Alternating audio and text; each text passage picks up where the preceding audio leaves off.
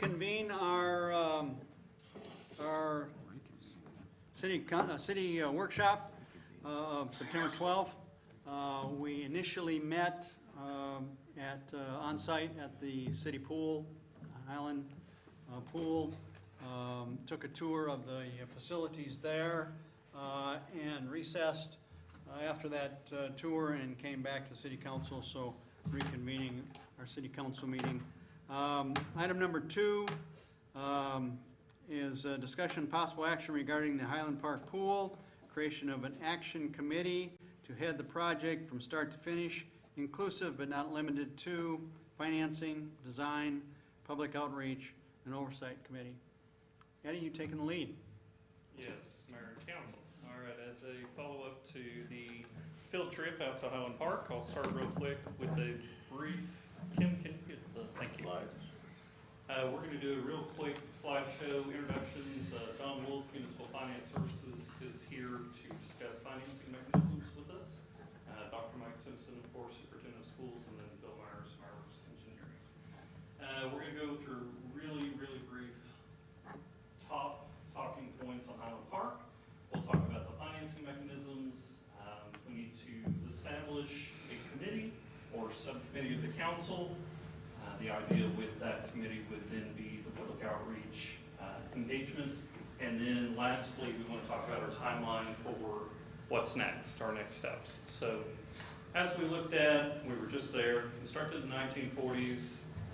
It is operated via the joint operating agreement with the YMCA. The city of Guthrie pays the Y $10,000 annually.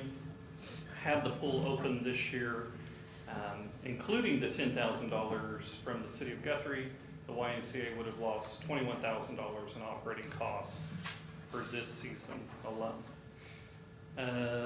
Requires approximately 240,000 gallons of water to fill it up, about 3 weeks in preparation time. Existing pool replacement, so an updated cost estimate for replacement, $4.5 to $5 million. I'll break that down for you here in just a minute. As best we can tell, it leaks approximately 40,000 gallons of water a day. As you saw in the chemical house, there is a flow meter on the 3-inch main that runs to the pool. There's 40,000 gallons of water a day that are running through that flow meter that we cannot account for. 90-day season, you're looking at 3.6 million gallons of water, equates to about $20,000 in lost water costs, and water we're not seeing.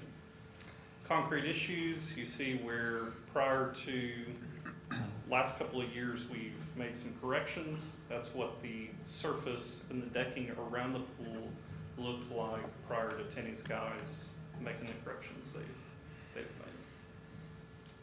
This is what has been proposed prior to my tenure. The 2023 cost estimate of what you see here is approximately $9 million. Has a capacity of 500 patrons, would be ADA accessible with 0 depth entry, would include a new bathhouse, shade structures, diving board, slides, and separate pools and swimming areas. Cost estimating, I say, Eddie, where'd you come up with the $4.5 to $5 million figure? We've consulted with many different pool industry experts, from aquatic architects to actual construction companies. The best figure we've been given is $650 to $1,000 per square foot of water surface area. You break that down into the existing pool size, that comes out to about $5 million. Tenny, correct me if I'm wrong. No, absolutely correct. And your higher number, the 650, when you start going up to that 1,000, that's when you start getting into where you're adding different amenities, additional slides or water features and things like that. That's when you start climbing to the $1,000. But just a basic pool, swim area pool, you're somewhere around the $650 per square foot of water surface area. And we were quoted that by both the construction company and the aquatic architect. So Andy Smith and then Carruthers, I believe? Carruthers Construction, which is currently doing the retrofitting in Weatherford. Yes. Okay. What we have seen there's several questions. Well, what's actually wrong with the pool? Well, that's the million-dollar question. If we could answer that, we would be a lot further down the road than we are. So having that information in hand, we've had two estimates, anywhere from $10,000 to $20,000 on the high end, to do some testing on the plumbing in the pool and try to figure out where that 40,000 gallons of water loss is. There's lots of speculation. The first answer most folks would say is Hudson Lake, sits right below the pool, but we've never had a fish kill. There's no chlorination in the lake that we can tell. Something we looked at earlier just a little bit ago, the sanitary sewer runs right between the lake and the pool. And oftentimes what happens, any sewer that is gravity is going to run against the lowest elevation point, and subsequently it would make sense that there may be some infiltration. We will come back to this. I think one of our next steps will be to spend the money to actually evaluate the pool from a professional and give us an outline, not just a grade of the existing pool, but what are the next steps. Financing options. So before we jump too heavy off into this, I'll introduce John Wolf, have him come up, and we'll explore all possibilities. One thing I do want to mention, Dr. Simpson's here because the question has been asked numerous times, not only of me, but also Dr. Simpson himself. Is there any possibility for a partnership between the school and the city? And the short answer is always yes. The long answer is a little more complicated. So as we get more into that, we can have that open dialogue as well. So general information when it comes to financing. The Guthrie Public Works Authority is limited by the trust indenture to $8 million of new debt each year. So if you have a $9 million pool, there's problem number one. Any financing over the $8 million would then require two separate financing issues. So again, we would be able to do up to $8 million in financing in fiscal year 24, and then in fiscal year 25, we would do the subsequent $8 million, hoping and praying timelines line up. Two options for financing. You have a general obligation bond, which again, I'll say that superintendent's here. Municipalities and school districts have an unspoken, unwritten rule that municipalities don't go for ad valorem taxes. Sometimes you don't have any choice. But however, that's not our preference. We don't want to pursue a general obligation bond just because of the ad valorem impact on a school district and how that adversely affects the school district. The other choice would be a sales tax election. What we're going to propose discussing will be an extension of the existing CIP tax, and I will let John talk more on that as soon as we get there. General obligation bond, as I mentioned, generally municipalities are discouraged from seeking a GO bond. So the main reason that's your school district's lifeline. That's how they do capital projects. The current net assessed value, NAV, of the city of Guthrie, our city limits, a little over $66 million. If we were to do a GO bond, we'd be looking at a par value of $10 million with a 15-year term for repayment. The second option would be an extension of the CIP tax.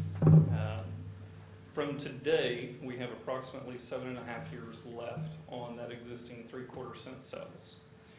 What we would look at to fund the pool and some other utility projects, as well as potentially finish out Owen Field, would be a 7.5 year extension from where we're at today. And that would give us a full 15-year term, which would then allow us not to increase any tax rates.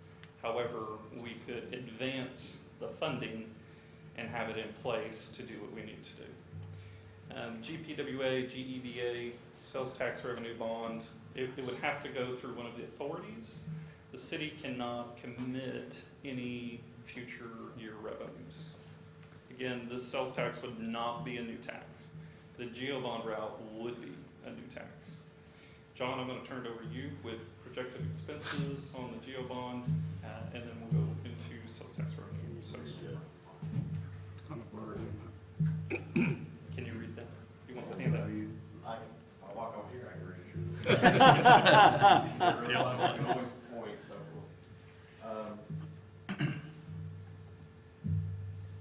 More than anything, I'm gonna answer questions that you guys may have tonight. The essence of what your options are, and what the effect, tax impact monthly is on your different homeowners, commercial owners that this Eddie has addressed here. This is a report that we have provided to the city that shows 3 different home values of $100,000, $150,000, and $250,000. And essentially what you want to look at is what is our monthly tax impact. And if we're looking at a 15-year term, your impact the first year is a lot more than the impact of the last year, because your debt payments, the way Oklahoma law is set up, your debt payments actually go down every year. You can't really set up equal total debt payments. And so, as addressed here, if you guys can read this, you're looking at a $150,000 home. You're looking at the very first year, based on current interest rates, the monthly tax impact. Once again, on a $150,000 home is about $20 a month. That will slowly decline to eventually around, I think the last is maybe $10 or $11, but your average over that 15-year term is $15 a month. So when you're looking at what does it cost to finance this $10 million project. You said on a 15-year note at a $150,000 house, you said the average was 15, it's 1160, unless I'm reading that incorrectly. Yeah, he did it backwards. These are levies. Oh, okay, all right. Yeah, let's just. Okay, all all right. Yeah. I can read some of it, not all of Yeah, I it. understand, it's pretty hard to read all the way over there. But, so we wanted to have that in your head, what does it cost us monthly, and for how long? 15-year term is, I think a reasonable term with GO for a pool. You're gonna have maintenance on that pool after so long. We try not to have bonds go out longer than the useful life of the asset that we're putting together. Now you guys probably all laugh, but you just looked at a pool that had a little longer life than 15 years. Now what its useful life, when that started needing maintenance, is certainly different today. It depends on kind of pool you're looking at constructing, so how much additional dollars you have to put in. But that's an example of what the impact would be on your property owners, homestead property owners within the city of Guthrie. With bond, With the bond, yes. with a bond. On a bond. and we could always explore the route of going 20 years if we wanted to. The difference in that first year monthly tax increase is going to be a couple bucks. So for an additional 5 years, we can lower that payment by a couple dollars. But that's sort of the geo bond nuts and bolts. Any questions on that piece? Well, so for public buy-in, you would need to get closer to what is our average home price. It's probably not 250, it's probably over 150, I would think. And so, just keeping that in mind. No, I agree. I mean, probably, let's say it's closer to 2, split that difference. And so, So probably $25. Shake Give it or down. take. So how does increasing this property tax to serve this bond affect the schools well, I can, directly? Well, because that's how they get their funding. Right, but you're, there's a multitude of reasons how schools are affected in that when you're dealing with a lacking taxing entities, you have the county, you have the city, you have the school district. The school district relies completely on ad valorem tax, general obligation bonds to address their infrastructure needs. And so when they look at going to the public, and you, a lot of you here remember that there was a period where you had multiple failed elections. And our first one, 15 years ago, I remember that. John works for the school district as well. Yeah. One thing, there's some differences between the municipality and the school district on how a bond election goes, because we have to meet a supermajority threshold of 60% plus one vote, which has been an incredibly high threshold in this community. There were 10 failed bond issues in a row from the time that the stadium bond issue was passed until we passed the bond that the large project was Charter Oak Elementary. Along that time, it was inflationary and with construction as our old facilities decayed. And so when you tack on top of the needs for a school district in a, as we all know, a growing school district where we need more desks, the possibility of making it harder than the already difficult threshold of 60% when your bond could be passed at a simple majority of 50%. And so that, paired with all of the issues of a community that has at times struggled to pass bond issues, period, could be almost a stop sign for growth in the community. Because I think what we saw historically is a flat line in this community, and now we see residential growth, and the people that I talk to that are promoting the residential growth, the developers, are attributing that to the fact that we are passing bond issues for the school. And so I think it's a very, and I'm not gonna deny, I have a bias on this. I think everyone would understand that, but I think that that's something that has to be, you have to be cognizant of that. And John knows where we are as well, as far as when we can bond again, and we're getting ready to have a board retreat on the 25th of September where we talk about what our next steps are with regard to facilities and capital improvements to meet the growth that, as we all know, the residential growth that is platted, and it's not going to happen overnight, but it's going to happen eventually. Yeah. Mike, on the Charter Oak, is there 10 years left? How many years left on that? Charter Oak is paid off. Is it paid off? We've sold most of the bonds for Cotterell now. And remember, Cotterell is the next project that we have, but we couldn't do it any sooner because we had to wait. The other piece to this puzzle is a school district cannot be in debt by more than 10% of our net assessed valuation. And it's about 237 million is what I pulled up while you were talking. And so we can sell those bonds and pay them off and then sell some more. But that's essentially our credit limit on our credit card with the public. And so that, with all of that in mind, with COVID and everything else, with the inflation, originally our budget figure for Cotterell was 13.4 million. Now it's looking more like 17.5 million. So if we hadn't gotten the federal money, we probably wouldn't be able to build Cotterell. And that's just the reality of that bond was passed in 19 before COVID, and we all know what's happened to construction prices since COVID. Well, that's what I was saying. That particular bond is still in play. The For bond Cotterell. for Cotterell, not Right. for Charter Oak. We've gotten those off Yeah. the books and sold more bonds, but we have another $3 million bond that we still have to sell in August of '24 in order to get the full funding for Cotterell. But that all came from that original bond passage, right? In 2019, In not the 2019. 2015. 2015 was Charter Oak. Okay. 2019 was Cotterell. Yeah, and a lot of other projects. And the school district has a much larger area, obviously. Right. That's not, they're almost 3.5 times the size.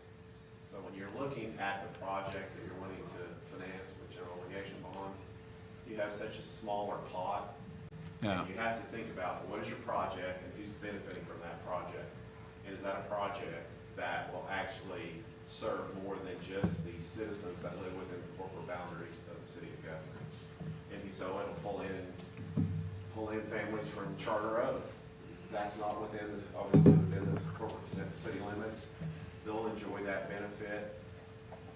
It's a tough sell because like I said, you're about 30% of the net assessed valuation of the district.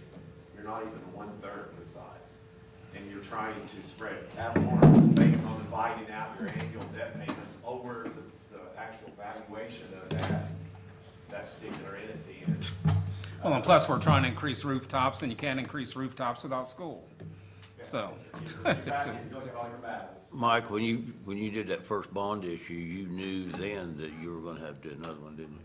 Oh, Because there's just well, too we're much. gonna continually have to Hang do on a it. second, let me answer. one of the first times that when I got my hands around everything on the challenges in this community with regard to our school facilities, I remember telling the chamber director at the time and a few others, if we had $100 million, that would be a start.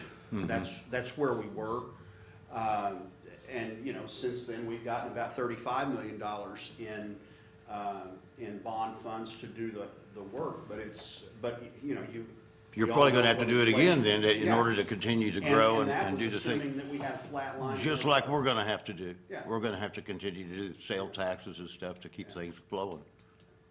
We got a lot of work to do. It's a good problem to have, though, because we know we're gonna have growth. Yeah. Yep. Any other questions on Leo bonds?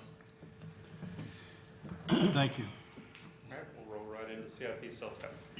The sales tax, of course, that was passed prior to me, the CIP, which is the 3/4 cent sales.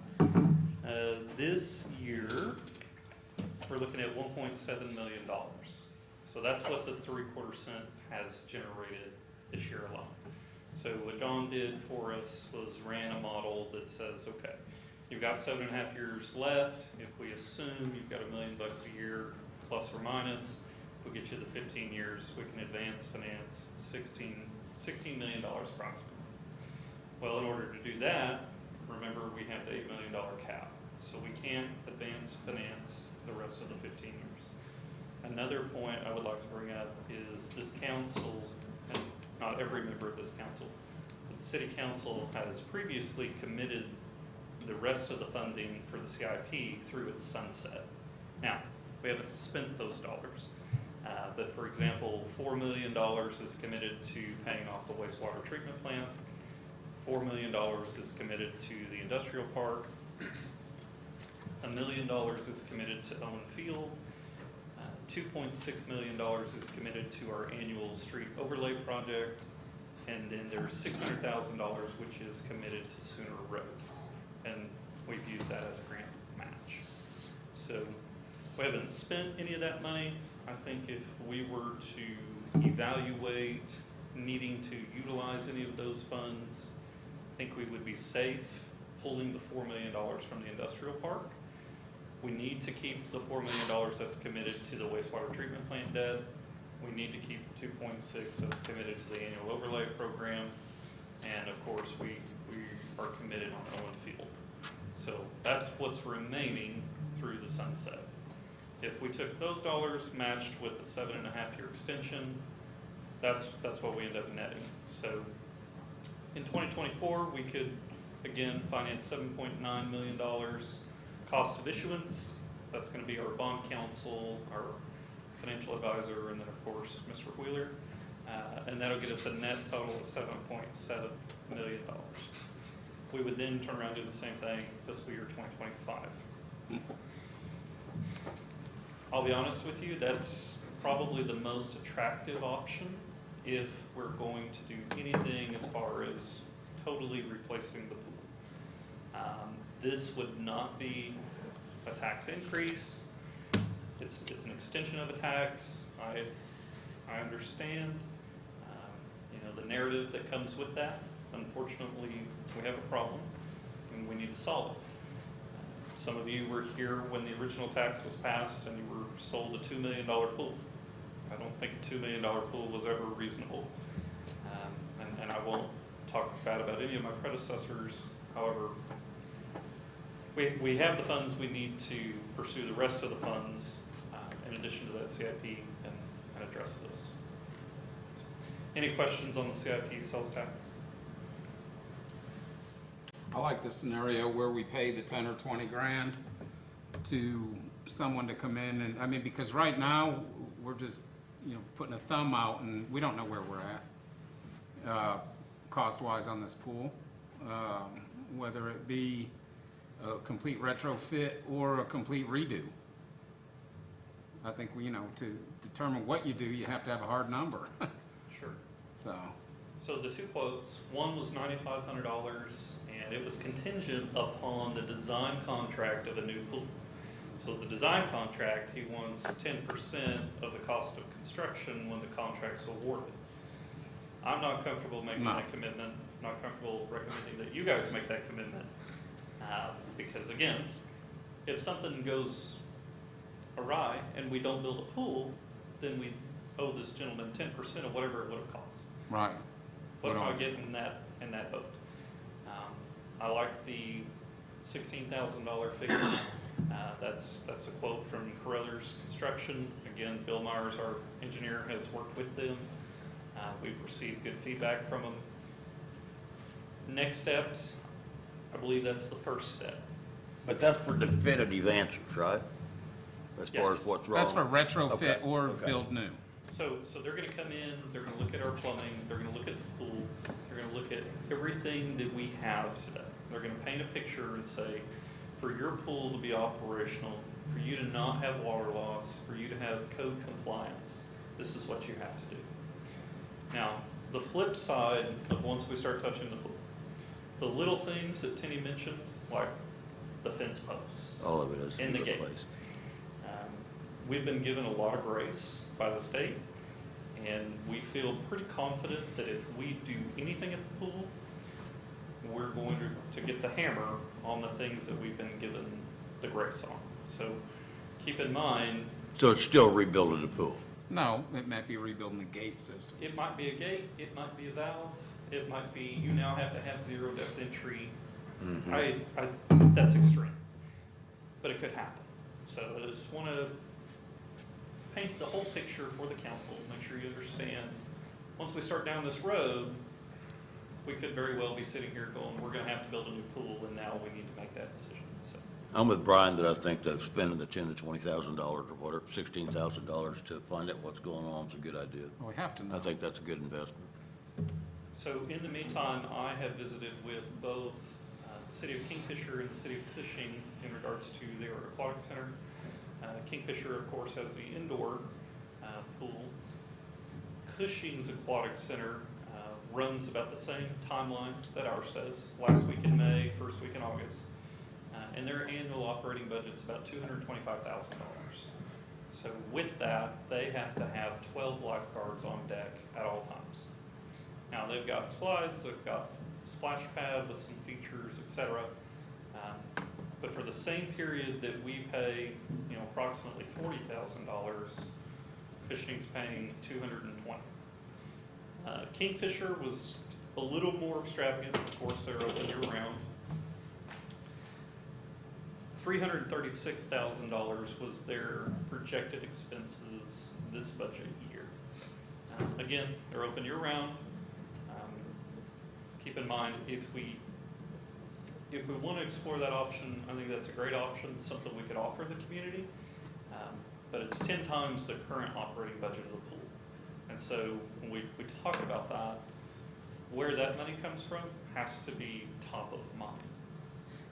Because again, it's a reoccurring cost. That doesn't go away. We can't finance that. It's something that's on the city.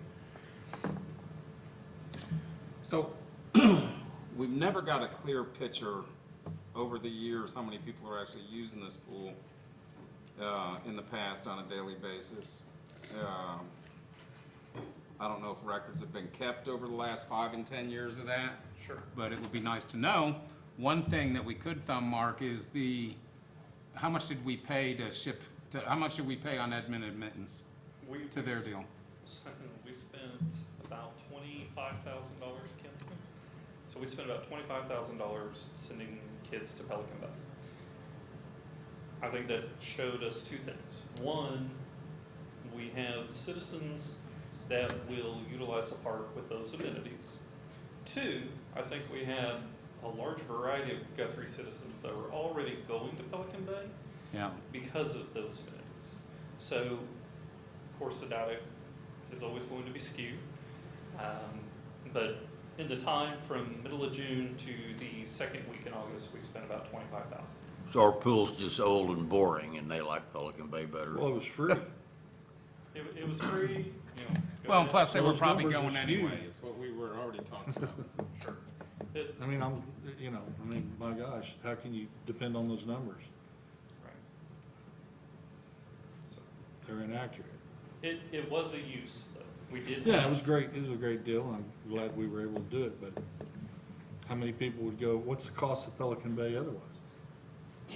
Pelican Bay to $8 per entry. Okay? And I don't know, what was our cost of entry during our operation? YMC run it, I wanna say it was like $3. Is what the Can I YMCA stick to was $3? charging. If you build an $8 million facility? I mean, I'm just saying, a lot of kids, that might put a lot of kids out of the availability to go at $8 a day. I'm sure it would. Well, it's probably gonna have to be more than that. Well, there you go, there's another problem. And that's what we talked about years back on the $4 million pool. I don't know where the $2 million came up, it was 4. I don't think you can ever Or expect close the to pool to it. pay for itself. I think that's just Yeah, blue it's sky. gonna be a loss leader. It's a benefit to the community. I mean, Sure, and that's really all there is to it. You can't, yeah, it's not gonna pay for itself. It's kinda like the splash pads. I mean, they're running pretty much nonstop, right? So And they're heavily used. They're Yeah. a great amenity to have, but, Kingfisher's revenue was But- about $90,000 a year. So their expenditures were 339, and they made about 90,000. So they lost 230, yeah. 240. And the splash pads are free. Remember that? Splash pads are free. And what's Kingfisher's fee to get in there? I apologize, I don't have that for you. Okay, yeah, but, Well, you'd have to look more at Cushing probably. Because they're not indoor, right? Cushing's not indoor. Yep. and it's nice. I've been over there several times. I visited both this weekend myself, so. Well, I think open year round is completely out of the question. But I do know, like you and I discussed, if we were gonna put a committee together, my opinion would be that we put a committee together outside of this council, kinda like we did on the baseball field, deal, because they're gonna have to garner the buy-in of the people, of the public, on extending the sales tax, if that's the way we go. I like that. Are we all in agreement on spending the 16,000 to figure out what's wrong with the pool? Agreed. I think Yeah, we have to. That's a no-brainer. That's the foundation on where we go from here Yeah. next. Exactly. Starting point. I think we have Okay, so another, It's gotta be done. We could solicit another quote. I don't know that it would do us any good. I feel pretty confident in this one from Carruthers. well, and Bill, you are confident You've in them, worked with them correct? before. So, Okay, so, that's what we Just to need. make sure, Eddie, that 16 grand is not an estimate on, oh, here's a new, what we're gonna do to build a new place. That's gonna be to, we'll know exactly what pipes are messed up, where the leaks are, et cetera, right? Yep. Okay. and then plus will they also be able to quote us on retrofitting versus building new? I think that's a possibility. They're in the construction company, they're gonna want that quote, they're gonna want that work. Yeah. Unless they're a licensed construction manager or be it Title 61, then that won't be an option directly. Who's gonna be able to advise us on the code implication? I would hope this contractor would be able to. Yes. So do we have a motion? I'll make that motion. Second? So before we vote, Finish. funding mechanisms, what are the thoughts as far as how to proceed? I think we go with that. I don't think we do anything that takes know, from I- the schools. Yeah, I think the sales tax is Yes, is definitely. the only route that we've got to go. you know, I don't think we can encumber upon the financial resource that goes to the school system. No, I don't It's either. obviously a critical component of our community. We don't want to go back to where we were in having 10 bond issues fail. Sure. And I think, you know, unfortunately, sales tax, you know, the extension of it, it sounds like well, it isn't an increase in the sales tax, but it does impact probably more significantly the population of our community that can least afford it, to be honest with you. Exactly. Gasoline, food, but I think that's the reality is, that's the way we've got to go, in my mind. Yeah, it's still minimum. Mine too. And we can, we may find that the $4 million from the industrial park covers a complete retrofit and redo. And then this is all moot at that point. But And yeah, then we're I looking think at we ex- all like this idea. Yeah. Well, Okay. There's been a motion made and seconded. Right. On item 4 regarding the oversight committee, I think there needs to be clarification as to how that committee is formed. So is that, I mean, the motion is just to do these things with no direction on the number of members of the committee, the makeup of that, the complexion that would be in terms of the geographic representation from. Well, I'm sorry to interrupt, but I think the motion is to move forward with the next step, which is $16,000. identifying what the problems are. Okay. yeah, none of that we can do until we know. And just as a first step, I don't think we've gone beyond that, Grant. So now isn't the motion Right, to well, approve the 16,000? Yes. Yes, that's what So- that's motion's for. What Vice Mayor is referencing, I've got some bullet points on the agenda, just as a guide, and that's what Right. Dr. Dury is referencing. Right, I think there's 4 items, and the motion doesn't, it's just, you know, yeehaw, charge. That's not public policy. No. It has to be just on the money to hire the firm. If your motion is for the $16,000, Yeah, that's you've what got a it's for. second, I think we're comfortable with that.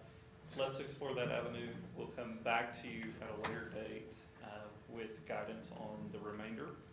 I will say that if we're going to end up doing a sales tax extension or election, we need to call that election relatively soon, within the next 60 days to get it on the January ballot, unless we decide to push out for any amount of time.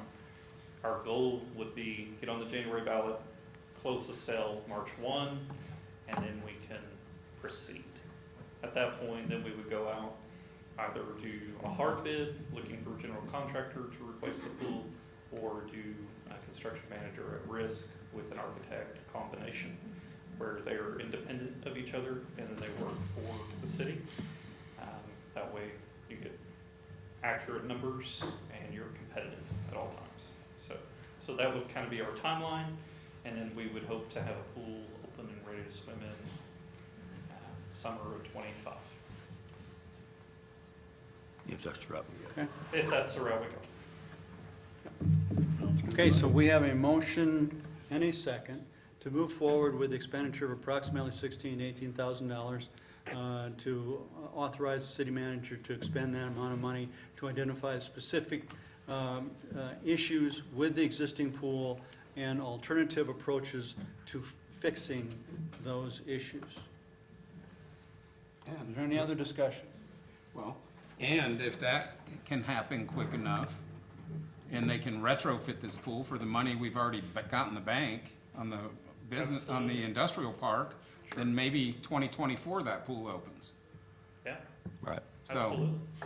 One thing I would like to try to clarify, you said 16 to 18. What's the amount we're talking about? The actual amount is, Tenny, do you have that? It was just over $16,000. $17,000. So $17,000. Not to exceed the amount, 16,000. 16,000 total, so that's. Okay. So there you go. Okay, there we go. All right, That's Thank all I you. wanted to Accept clarify. We got a motion and a second. accept that in the motion, a second. Any other discussion? Submit your votes. I'll vote Strand. See the votes, unanimous approval then to authorize the city manager to move forward, not to exceed $16,000 with a contractor to identify the specific challenges that we have with the pool and potential remedies to that effect. Mayor, while we're still here, are there any further questions for Municipal Finance Services, Dr. Simpson, Bill Myers? So really, are those really the only two options we have, geo bond and sales tax, Yes. Yeah. unless you want to contribute? Well. And Dr. Okay, Simpson? all right. I do have another question concerning Pelican Bay. Out of that $25,000, how much was for actual entry into or the ride there? That was simply for entry into. Okay, so we made the ride there free as well. That's correct. And What we did had that very, very little participation. We didn't Okay. spend $1,200 on Okay. the trolley. Thank you. So it breaks down about $3,100. I mean, 3,100 people. Dr. Simpson, what do you think the benefits of a pool are to the school system? Hard to say because we don't have a swim team and we're not at a point where we are ready to do an interest survey for one. And a swim team, swimming is in the winter, so and having been an athletic director at a district that had a swim team in Stillwater in the winter, I know that the cost is dramatically higher because you're talking about heating water and keeping it open year-round. And so I don't know that I could answer that with much confidence right now. Okay. I think, I do think, obviously there's quality of life that we've talked about, but I think the thing that I would say, the sticking point on many of those bond issues that failed in our district was the junior high building. And so the first thing that we did is we had our architect commission a study of the junior high building to see if it was more cost effective to renovate that building and put money into it or demolish it and build new. And once we made that report public, it seemed to bring the community along off High Center to understand that we were being good stewards of their money. Sounds like that's what you guys are trying to do as well. Yeah, I agree. How many schools in the state have a swim team, do you know? Grant, it's probably 35 or so. It's the It's the six A's and a few 5A's and and very few of the smaller districts. It's pretty much a given that a 6A school will have swimming. There are probably half of the 5A's that have it, and then just a smattering of the smaller districts that have competitive swimming. Does having a swim team benefit the district in any way, shape, or form in terms of its Title IX compliance? And I'd say it's neutral because we would have boys and girls both. And so we would add opportunities for both boys and girls. So I don't know that it enhances or makes it worse. I think it's probably a neutral situation with regard to Title IX. Aren't those pools usually at the school, at the facility? Some are, some are not. Edmond has a shared with the YMCA. Polka. The Stillwater has used the YMCA pool there for years. And Ponca City used theirs too? Ponca City it was originally built as the YMCA, but it is now under complete city management. And Ponca City Public Schools pays, just like Stillwater, they pay the entity that's running it a fee for its use.